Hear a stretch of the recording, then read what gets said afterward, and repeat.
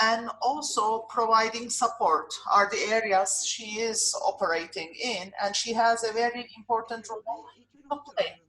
And since 2014, as I said, under the Human Rights Council, she is a special rapporteur, and she is in fact the first special rapporteur, her being a female and also a defender of human rights and rights of persons with disabilities is, I believe, very important, very valuable. And her presence in the UN, I believe, is very important in mainstreaming the defending of the rights of persons with disabilities. Equality Forum is, in fact, made it possible for Ms. Devandas to meet with human rights defenders in Turkey through interpretation. She is preparing annual reports, which are very valuable. And the latest one was on discrimination about persons with disabilities. And she is asking many questions to states. And through the answers of these questions, she is following the current situation very closely. She is a very valuable individual. She is a very good rapporteur. And I wouldn't be taking much of your time. I will give the floor to Catalina now. I would request her to make a presentation of nearly 20 minutes, especially at the time of a pandemic, which is a state of emergency. The situation about rights of persons with disabilities, how is this going? Because in this globalized environment where discrimination is very obvious, I believe when these special circumstances arise, discrimination is seen very obviously as well. So I would like this special rapporteur to talk about what concerns her, what her recommendations are, and what she can talk about for human rights defenders. Please, those who will not be following in English, if they could choose Chinese to listen to Turkish interpretation, this would be very nice. I know that you are also busy at the moment, as everybody actually, that we are at home and working and trying to catch up to what's happening to the people that we are concerned about their situation. And a very critical position also you do have at the UN at the moment as a special rapporteur. And and I'm very grateful that you accepted the invitation and you are with us. Now the floor is yours. Thanks very much. Well, thank you very much for your kind words and your presentation. It's actually an honor for me and a great opportunity to be addressing, as you said, a different regional of human rights experts, from a different region, which of course I know are following closely on what's happening around the world as well, and particularly, as you said now, on the impact on human rights of the current pandemic. I will try to speak slow, since we have interpretation. I think it helps, but please, if the interpreters feel that I am going too fast, let me know. Also, I am very thankful that you have accommodated for sign language interpretation, which is normally not something that is used, and is fundamental to secure inclusion of the people. I want also, of course, to thank the Association for Monitoring Equal Rights to allow me to participate in these Equality Forum sessions and to be able to share with you what are the challenges that persons with disabilities are facing when it comes to the enjoyment of their rights during this pandemic. As it was mentioned, my role mainly is to be an independent expert that monitors how the rights of persons with disabilities are being respected and promoted around the world. And in normal circumstances, we do that through engaging in visits, where we go and we visit a country, meet with the national authorities, meet with civil society and other relevant stakeholders to make an assessment of what is the situation of persons with disabilities in a particular country, and then we report back to the Human Rights Council in Geneva. The other way is, as was mentioned, to produce thematic reports when we identify that there is an issue of grave concern for, in my case, for persons with disabilities. Then I write a thematic report, I do research, and I present that again to the council. But in this case, of course, with the pandemic, this, although there has been a lot of development on how to address situations of risk, situations of emergency, and there is some responses already for addressing these issues. I believe it's fair to say, as we all know, that this pandemic caught us globally unprepared to respond to the crisis. And because of that, and because although we have the Convention on the Rights of Persons with Disabilities, and although over the last 12 years, there has been a lot of important progress in how we recognize the rights of persons with disabilities. I think that what we acknowledge at this point of the pandemic is that the foundations for respecting human rights for our collective were not as strong as we needed them to be. And so as a result, persons with disabilities are an afterthought in this pandemic.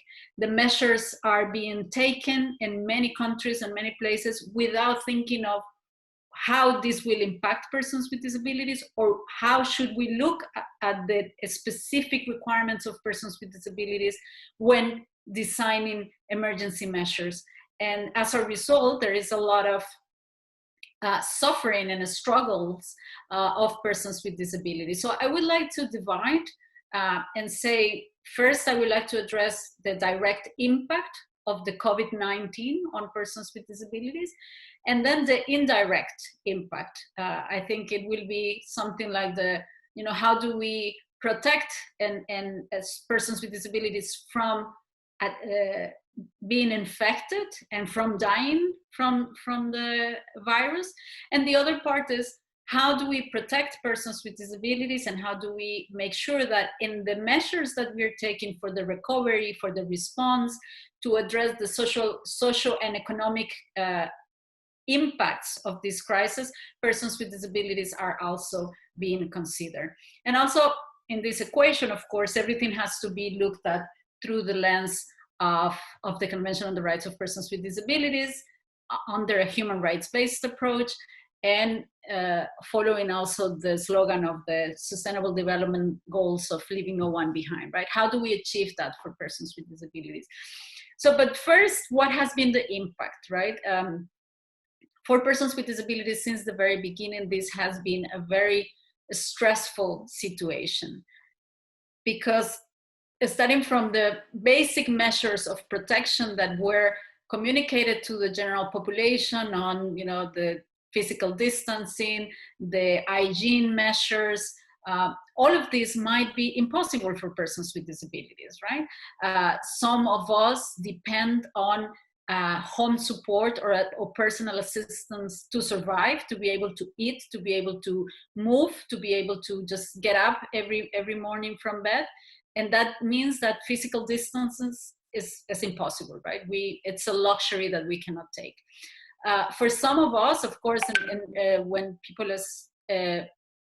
have higher risk of being in poverty, etc., accessing to water and sanitation is quite difficult, and in most cases hardly accessible, which is another challenge. A lot of the water and sanitation facilities are not accessible for persons with disabilities.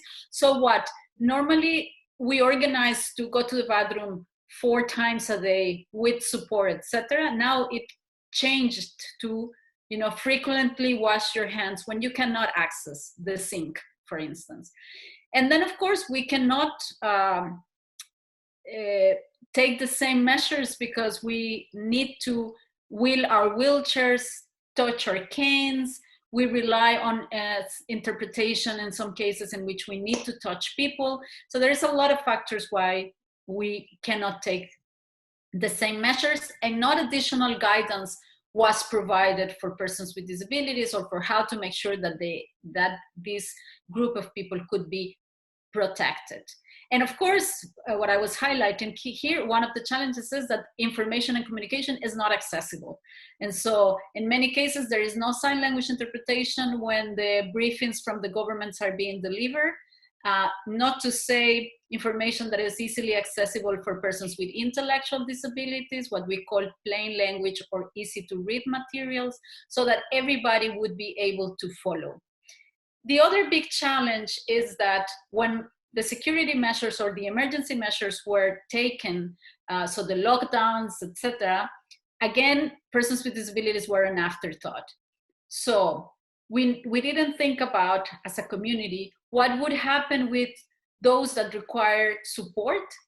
So people coming into your house to provide support, and installing the lockdown meant for a lot of people that they could not get the support that they needed.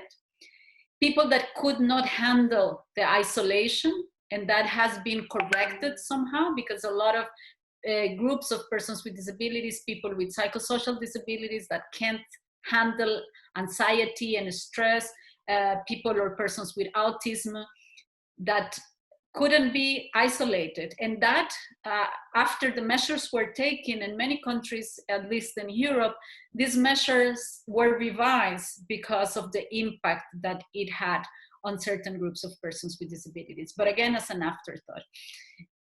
But that is still, you can still say, well, those are things that nobody could really plan for. I do think that one of the main problems is that the support that persons with disabilities receive, the networks of support and services that are actually allowing persons with disabilities to enjoy the rights, continue to be completely informal. So nobody really knew what were the needs of persons with disabilities, what were the services that persons with disabilities received. And because of that, the disruption was total, because nobody knew what was there and nobody knew how to substitute for that or to plan an alternative for that, right?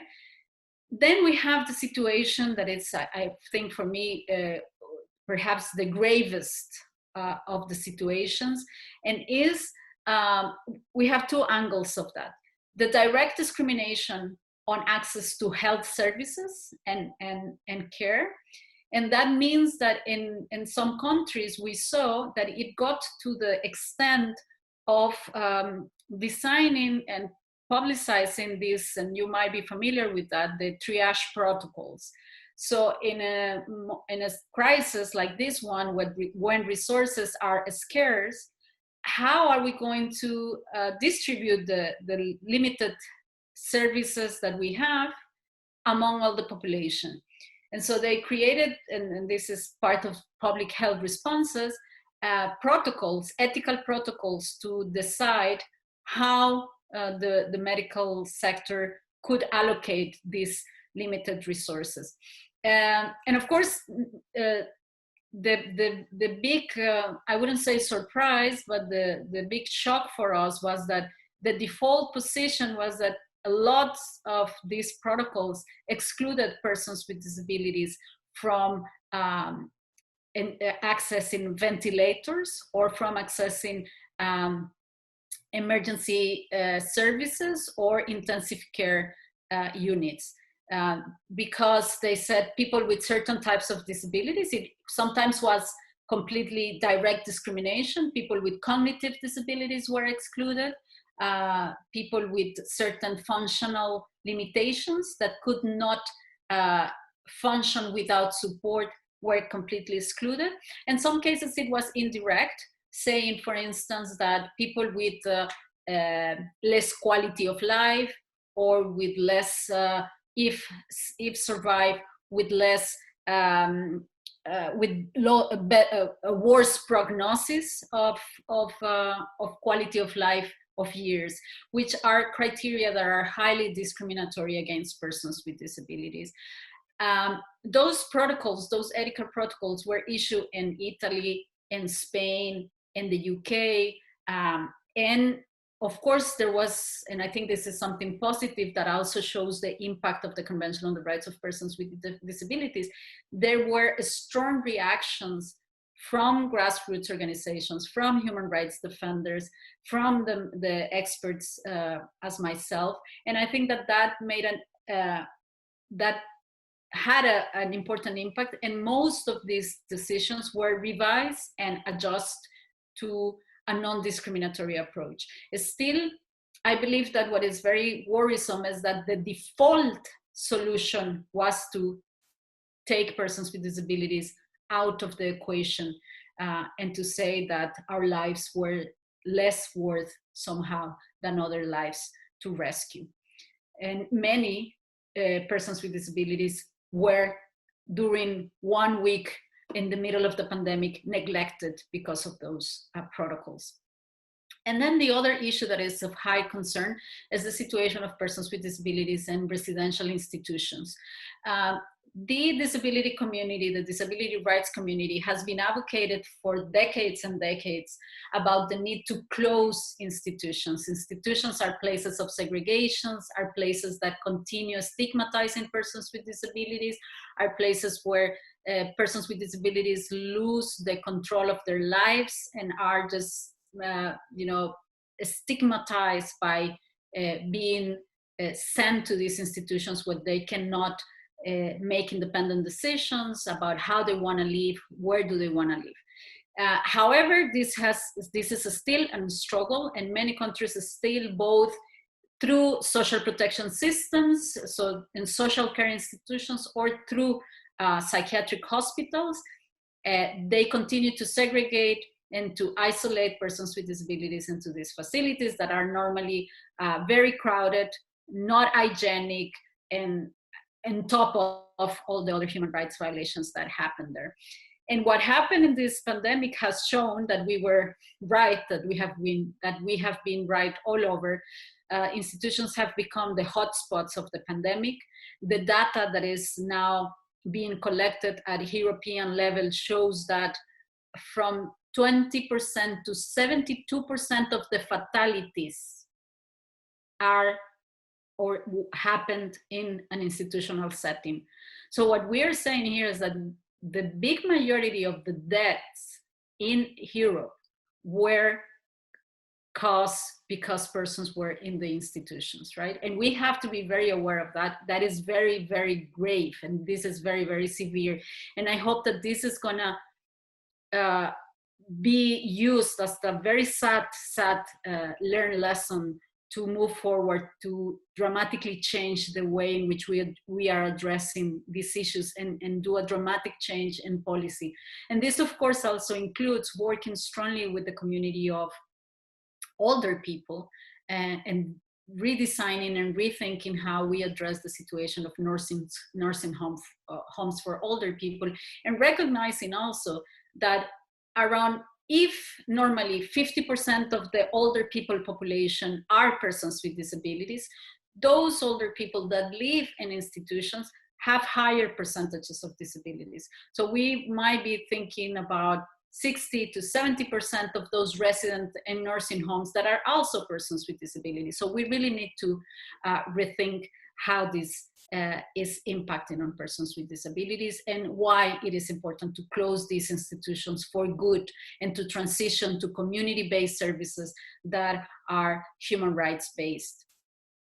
And then, of course, there is the socioeconomic impact, the indirect impact on persons with disabilities that I mixed a little bit when I talked about the disruption of the support networks, because, of course, that's part of it. Part of is not that we're going to get more exposed because of the lack of support, but we could die because of the lack of support as well, right? Because we are not receiving that. There is a huge impact on children with disabilities because the impact of the not going to school and the homeschooling without the adequate support for children with disabilities is another big concern. As you are familiar with, all children are, in different, there are different strategies to address this closing of schools, whether it's through technological means, remote learning, distance learning, but most of these technologies or strategies or methodologies are not accessible or inclusive of persons with disabilities. Most of the support mechanisms and technologies and methodologies are not designed for remote learning.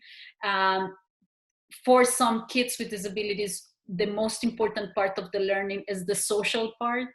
And so all of these components were not taken into consideration. And for children with disabilities that need follow-up and constant support, the going back to school at this late time of the year might mean that they might risk losing the school year, right? And has become an issue for the families without the support that they need and to accompany their kids.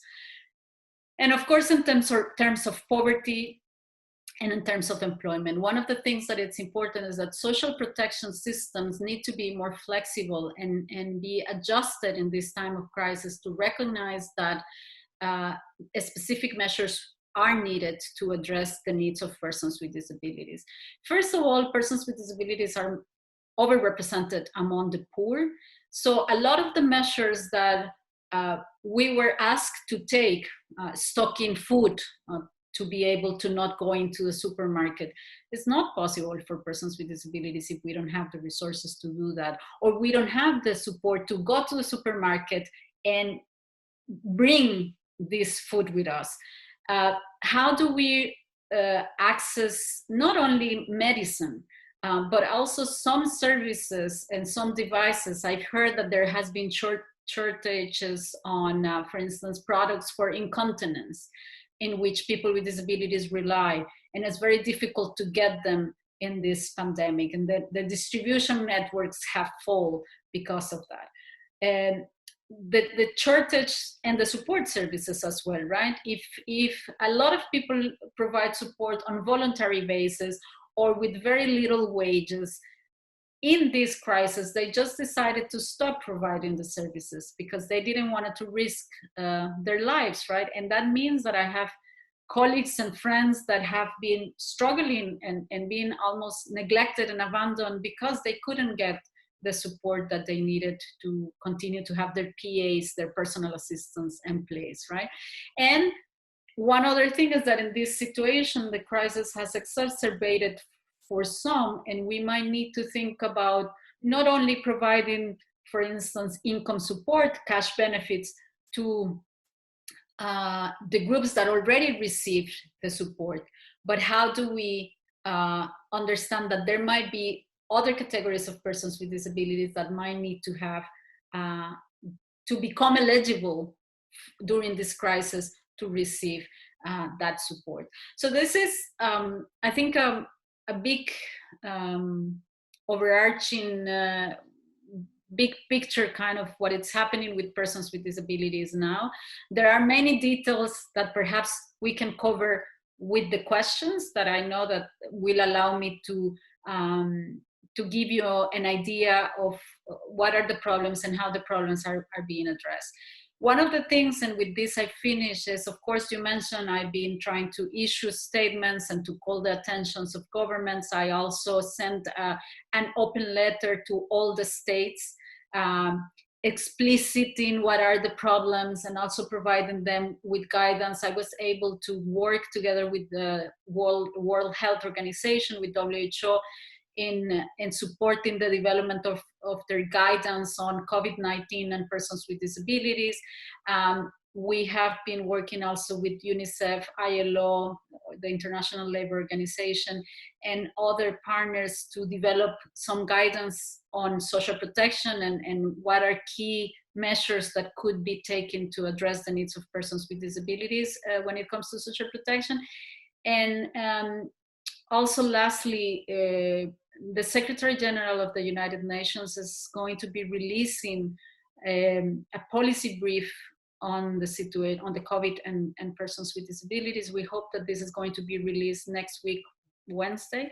But we have also inputted a lot of information on that brief to try to inform both the big international organizations so that they can do their work better, but also to call the attention of states and of civil society and other groups that this is an important issue, right? As I said, at the end of the day, and this has been extremely difficult at personal level. I'm also a person with a disability. Of course, I work with lots of persons with disabilities, and this has been extremely a painful process when we say, well, what we are seeing is that at the end of the day, the lives that are being lost in this crisis are mostly from persons with disabilities, and that is a very, very hard part of the situation to digest for us.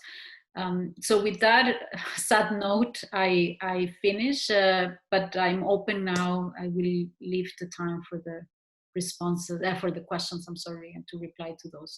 And thanks again for the invitation.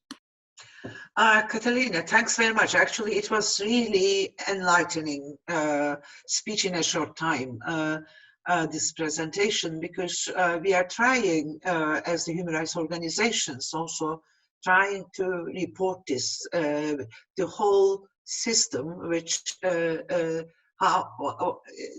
see that how this management is really in accordance with the human rights principles are respected, and whether and how the discrimination can be at the same time by fighting against the COVID-19, but at the same time to fight against also discrimination, which comes out very suddenly. Actually, it comes out, and this is and we see every day actually.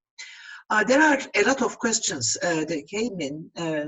But by the way, actually now we are about 100 people are following us now, which is quite important also. That the interest is quite high, as I say, to the whole system. I'll start with the first question, actually, that you talk about, this is actually, it's a management system that we have to really question the management system. And within this management system, there are some institutions which they have is specifically designed for fighting against discrimination, for example. And I'm talking about these equality bodies. More or less in every country, there are some equality bodies established, including Turkey also. What is the, actually, we don't see too much effort sometimes from these institutions. And how, what would you advise them, actually, that to be more effective in this circumstances, which is, I think it is also a kind of a critical point, milestone for them, actually, their actions and their effectiveness, I suppose. Yes, thank you. I understand that by equality bodies, you refer to the national human rights institutions, right? Including, but it could also mean the governmental bodies in charge of monitoring human rights then. Sure. Okay.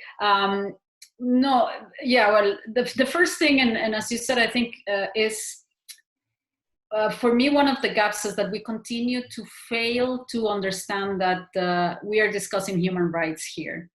And that still for many of these bodies, the rights of persons with disabilities are not a priority. This is changing, but I think it's still a lot of work to be done to fully understand that this is not only about awareness raising, and this is not only about creating ramps, and though the rights of persons with disabilities don't stop there, but this is about more and serious human rights violations, and that they need to be part of the equation of their work when it comes to monitoring. For instance, monitoring the situation of persons with disabilities in institutions and psychiatric facilities, and that this is not only about how to make sure that persons with disabilities are safeguarded from the situation. So for instance, and this is something I didn't mention in my response, one of the things that we are also seeing is that the security measures include exceptions for coercion and for forced treatment in some cases. And so to say, because it's to just simplify an argument that is very cynic, it is easier to deal with the population in a psychiatric hospital if we are free to force drug them during the crisis. And this, which is of course a grave violation of the rights of persons with disabilities, is not an exception on the rules, on the emergency rules. So those bodies that are monitoring the situation in psychiatric hospitals, for instance, need to be not looking at the legalistic approach of what are the safeguards. Okay, they're going to coerce people, but they're going to do it asking for certain signatures. No, we have to go back to the principle and saying coercion is not allowed. The principle of informed consent should apply to all the crises, and a pandemic is not an exception, or it doesn't open the door to create exceptions that are not proportionate or justified to deal with the pandemic, right? So that kind of thing, it's still not part of the dynamic, and many, it's changing. Some equality bodies and some NHRIs are starting to incorporate that in their work, and my recommendation is that it's crucial that,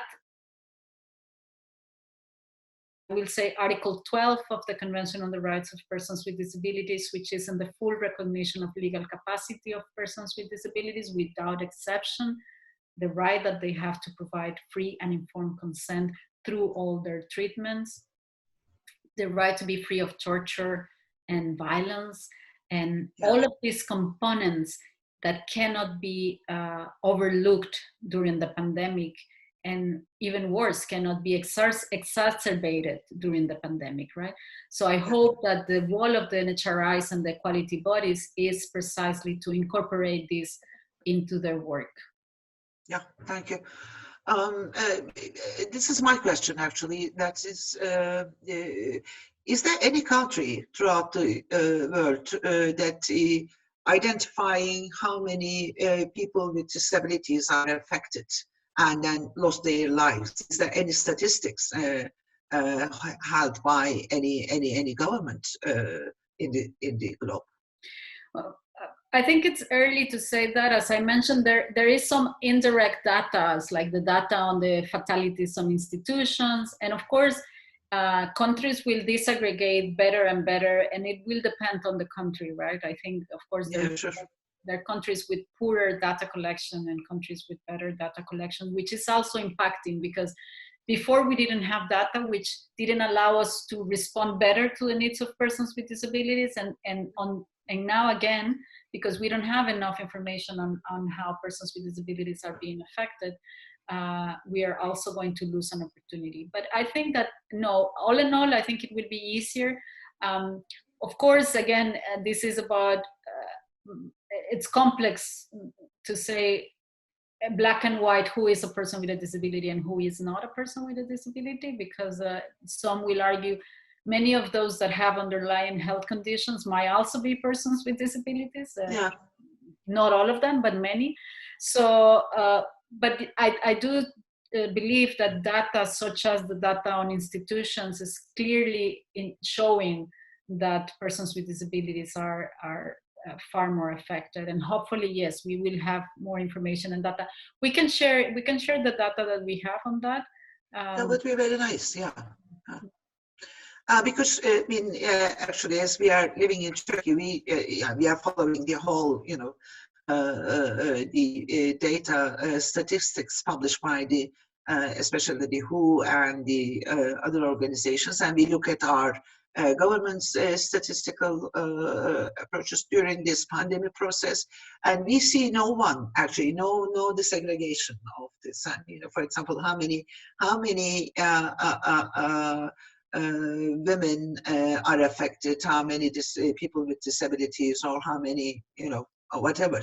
And therefore, we cannot really, by not providing these statistics, I think the governments fail to manage to deal with this, the people who are left behind. As you say, that no one should be left behind, actually, on this pandemic management system.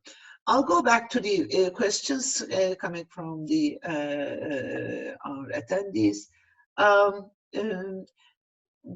does the Committee of the Rights of Person with Disabilities, actually, but mentioning you also, not only the committee, but yourself, on requesting information on the COVID-19 measures taken by states as well as the measures of implementation? Is there any questionnaire that you are going to organize to get the information from the state authorities these days to evaluate, to assess the what's happening in terms of people with disabilities? Yeah. Well, first of all, I just want to complete the idea of having data segregated by gender and by disability is fundamental to advance, and we have been claiming for that. We really need to have the data, but also that protection from discrimination applies beyond the data or the lack of existence of the data, right? And that we have to be sure that we are getting protection and we are not issuing discriminatory provisions. That's fundamental, and for that we don't require data. But I agree, and we stress all the time that data segregation is fundamental. The situation of women with disabilities, I forgot to mention, but it has been also very difficult to deal with. In terms of the committee, I'm not part of the Committee on the Rights of... You are not committed, yes. So I don't know, but what I am doing is I joined efforts with several organizations of civil society, including the International Disability Alliance, in a questionnaire that has been sent to, and it's open now to all the states to gather that kind of data and then to make an analysis of that data. We will see how we proceed with that. I won't have a specific report on the situation, partly because I am in the last months of my mandate, and that will be complicated. But I am working, and this is also important, on a report currently on international cooperation and how international cooperation is inclusive of persons with disabilities. So one of the questions that we have added to the donors is, how are you including in your responses to the COVID the rights of persons with disabilities? Because we think that also there needs to be accountability in the fact that new money will not create further barriers for persons with disabilities or left them behind. And that is, I believe, important, because a lot of resources are going to be out, and we need to make sure that those resources will include persons with disabilities. Yeah, that's right. Actually, there was a question from one of the provinces of Turkey, especially for the people with disability, of like an autism, and that dependent on their families in their lives. Actually, when they lose their lives, their families, they become alone, and then what kind of mechanisms, whether the UN can force the governments to take these steps to, is there any measure that the UN can implement? It was the question. Actually, I know the answer of the question, but I think it is better if you give the answer. There is no, it's not like an European Court of Human Rights, anyway in UN. What would you like to say about it? As well, nor the UN nor my mandate. I'm even not part of the UN, and this is also important to know. I'm just an independent expert that is delegated by the UN to work. But the UN has not the power to oblige any government to do anything, right? There's sets of recommendations, there's work and support on technical assistance, and there is, of course, political efforts, and so above all, diplomatic efforts, I think. But it is true that I believe they will have, the UN system, a lot of influence if in their design of the responses for the COVID, they are already including persons with disabilities, because they will be telling governments, these are guidance to do a response that will be good enough. And also because, and for donors as well, I mean, donors will have more possibilities to influence in the discussion, to say this is how we want the money to be invested, and have more negotiation capacity. But we have to be clear that the message here is that in fighting against the pandemic, whether we're all together or we're going to fail together. there's no way to stop a pandemic if you still have hotspots like institutions, or if you have population that is not informed about the measures, because these people is going to get infected. And this goes beyond, of course, persons with disabilities. We're talking about homeless people. We're talking about groups that we need to include in the response and the recovery to make sure that we are working together. Otherwise, we're not going to advance. And so it's not only the right thing to do, but it's strategic and it's good for everybody. Yeah, thanks. Yeah, you're right. It's a difficult situation anyway. I mean, there is also there are some questions, but we are not directly related with those ones. But you may have an idea. You may have an information about it. One of them is during this pandemic process environment. Is there any government declared a state of emergency and then asked the derogation from the rights or something? Have you ever come across with that kind of information? Of course. Oh. There is, I mean, in general, derogation of rights of persons with disabilities, you meant? Actually, no, honey, normally when they declare the state of emergency, the governments, actually they say that, okay, under this state of emergency, we will not be implementing, we will be derogating the articles of this and that and that. It could be related with the convention with the people with disabilities, but it could be also this main civil and political rights, which is also related somehow, related with the people with disabilities, because freedom of expression, there are several other things that are affected. No, well, in principle, of course, when we declare, when any country declares the state of emergency, inherently there are limitations to rights enjoyments, right? The question is whether those are proportional to the situation. If you are locked down, if you cannot leave your house, of course your rights are limited. How far those rights are being limited, indeed, with the only aim to protect you from a pandemic, or where some countries are taking advantage of using the security measure to go further and curtail other rights using the excuse of the pandemic. Yes, this is a concern that might be emerging in some countries. Some colleagues and I, we've been raising that. The High Commissioner has been talking about it. And this is, of course, there's not justification to use the pandemic as an excuse to take advantage and limit the enjoyment of rights beyond what is strictly necessary to protect the population from the pandemic. And that has to be very clear, that we should not in any way allow for restrictions that go beyond the protection of from the virus.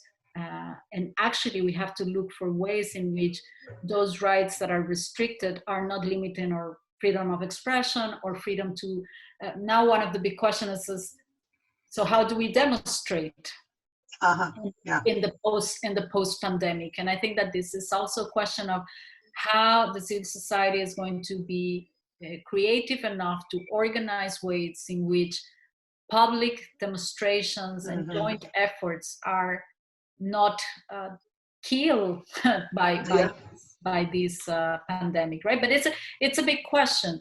But I understand your concern. It's absolutely unacceptable that states take advantage of this situation to curtail human rights.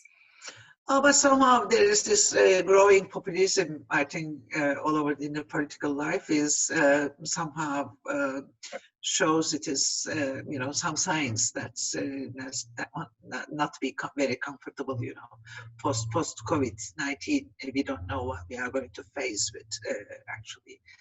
Because at the same time, there are several changes are happening within the system, nothing to do with the COVID-19. This is an opportunity sometimes for some governments to install what they want to install into the system to limit the rights. And anyway, this is another issue maybe, and it should be talked. But all of them will be. The problem. Yeah, it is part of the problem. Of course, it's and these are also, you know, very discriminatory and the and exclusive, you know, excluding the many people from the main system, and that will create another problem. I think this is what we are. I think it's a challenge that we have to prepare ourselves also. Actually, how much time that you do have? I think you do have a limited time with us today. Do you still have some time with us? Yes, we can have 5 to 10 more minutes. All right, then. That's good. I'm looking at the questions, but I think there is one question, but I will read in Turkish actually, because I couldn't translate it immediately. But let me our translators should do it in Turkish. I will be reading. Soru şunu The soruyor. question reads like this. In certain instances, violations are in place because of not being able to put certain political measures in place. Would you have certain recommendations for such hindrances? This is somewhat out of context, maybe. I hope you understood it. Or would you like to elaborate on these type of instances a little bit?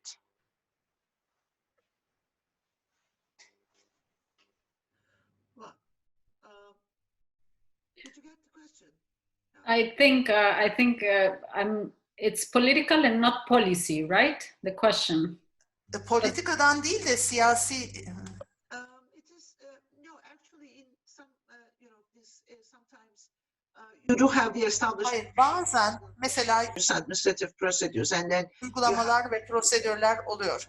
Ve bunları uygulamanız of these procedures may not really be preventing the violation, and therefore, is there any other, let's say that flexible ways in but favoring these the ones that who are not able to, you know,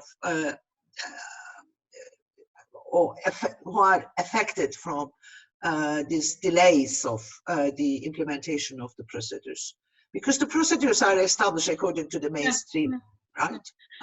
This is, I think. I mean, there is a part of course, a real commitment and political will to promote real change. That's the first requirement of everything. But it's true that what we see that there's a lot of policies, public policies in place, procedures, legislation, practices that are outdated and that are not allowing persons with disabilities to enjoy their rights.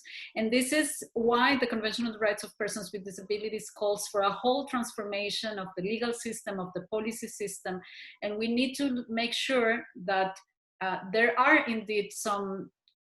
It doesn't make sense anymore to say that a person, in order to receive the social protection benefit, should give up an important right such as legal capacity. So you have to be incapacitated in order to be able to receive a subsidy.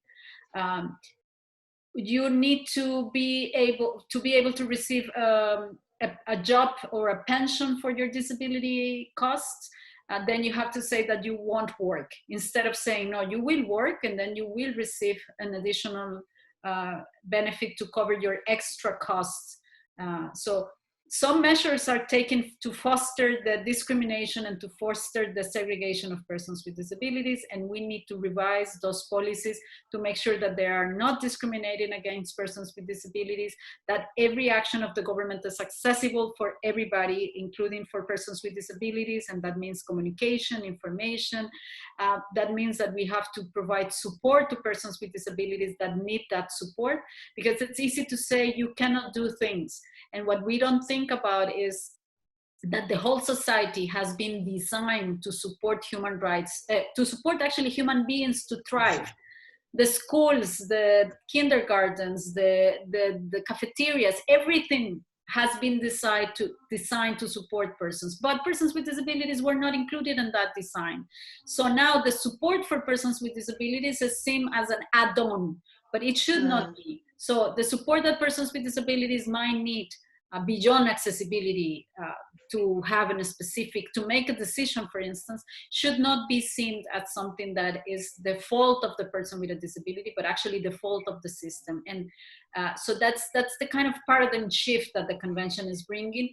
And of course, all the policies or procedures or bureaucracy that is limiting the achievement of the rights of persons with disabilities, and needs to be reviewed. And I would recommend the report, my report on inclusive social policy, inclusive policies, disability inclusive policies. I think that's a good resource that could add to this discussion.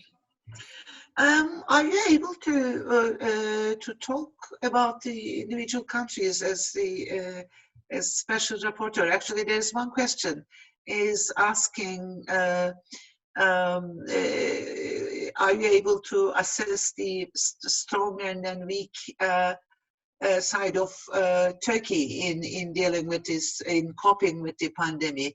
Do you have any enough information to make this kind of assessment for Turkey? Well, I don't have specific information on Turkey right now. I will, of course, welcome to get any information from the groups that are listening to it. We cannot make an assessment. To make an assessment of the situation of the whole country, I will have to be invited to visit the country. Sure.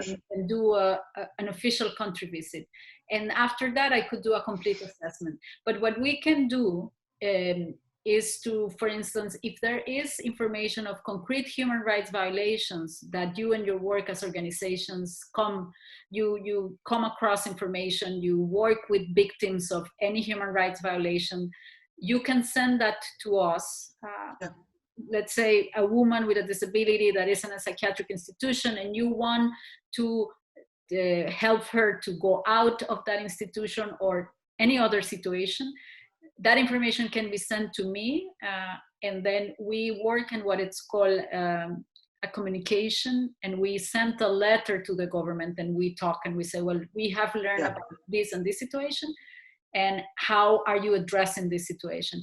As you said before, nothing that I say is going to oblige the government to do what I say or to follow my recommendations, but it is true that the communications put a lot of international pressure, because the communications go public and anyone can read them after 60 days.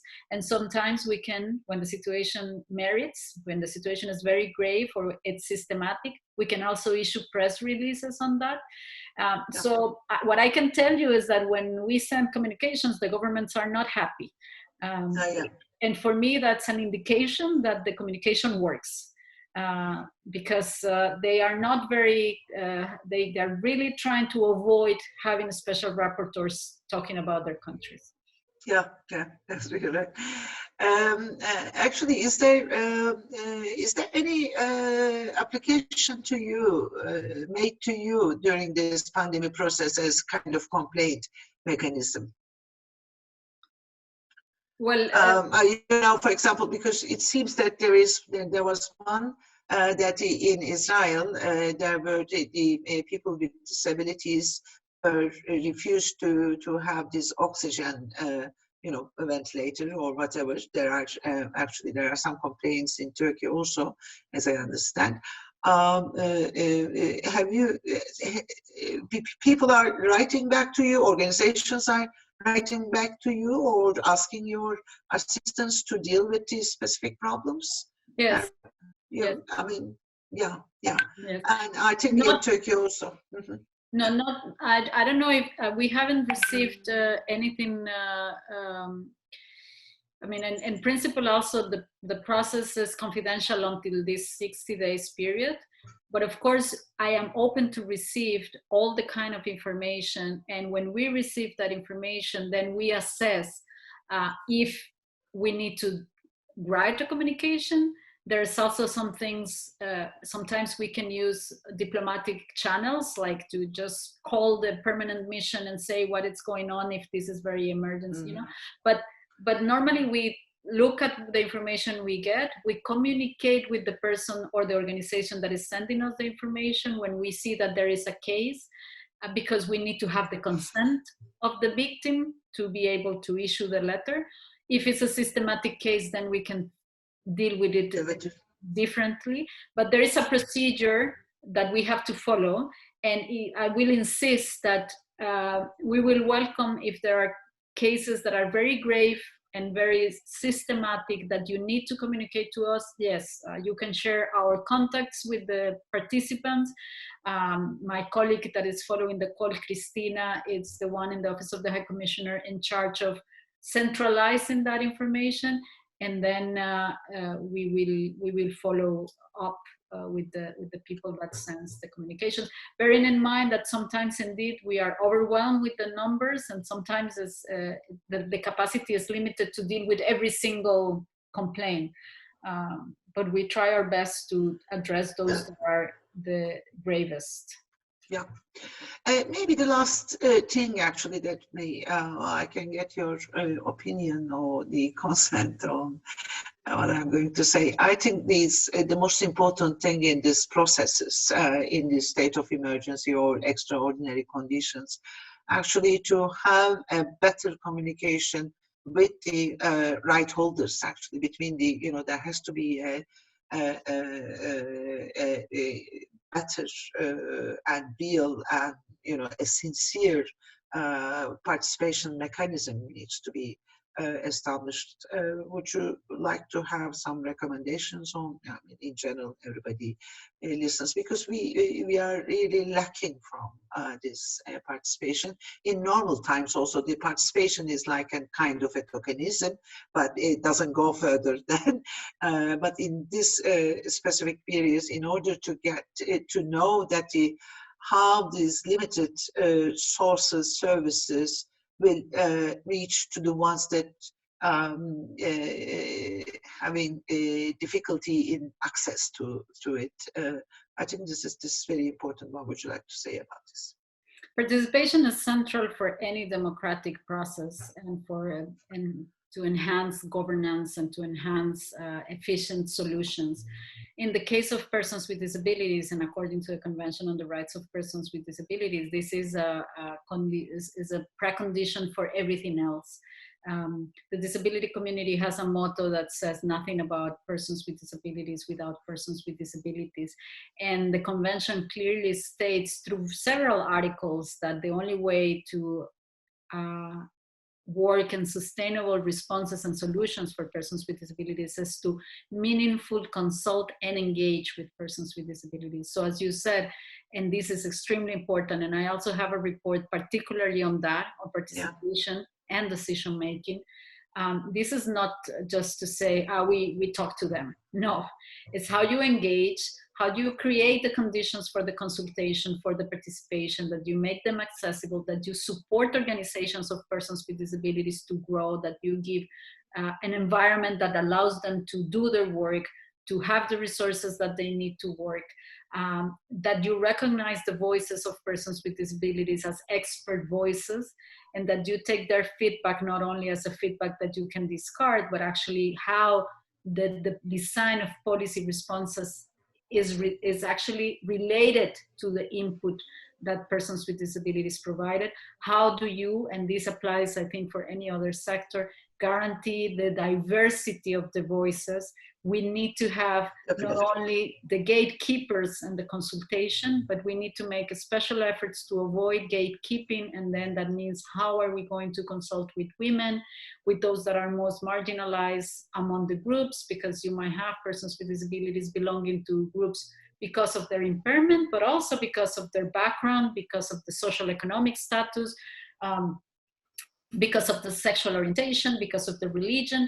So how do you make sure that all those diverse groups are part of the consultation? And then one thing that I wanted to say before is that when we're discussing human rights, and this is an important message for the disability community and for those other human rights defenders that are not necessarily working on the rights of persons with disabilities, there's no division on human rights, right? We really need to work together on this. And this is not like if we persons with disabilities achieve this, we don't care if LGTBI or women or the others how they're doing or how they organize themselves or what they're achieving.